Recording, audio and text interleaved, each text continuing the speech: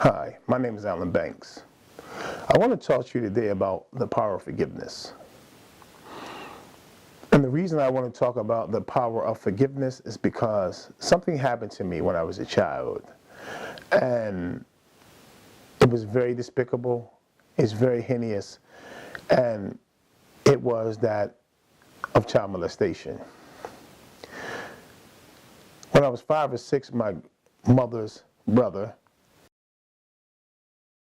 he was watching this one day, and my mother and my grandmother was out, and I see him doing something with my brother, and I grabbed my brother, and he pushed my brother away and grabbed me and shut the door and put me underneath the covers, and that's when he molested me. I was violated to the highest degree.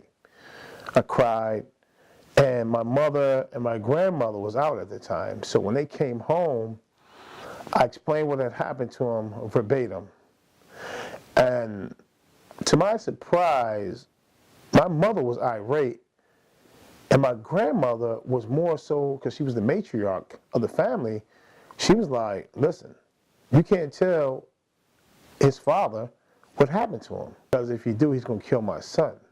Well, her son had just violated me to the highest degree.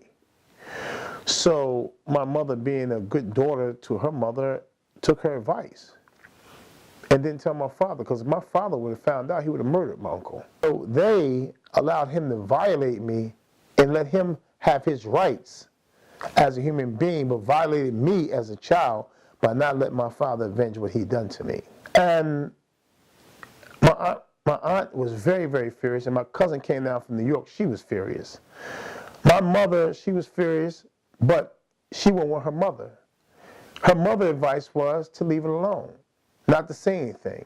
My mother, over years, was always telling me, don't tell your father what happened. Don't tell your father. I remember her telling me this all the time.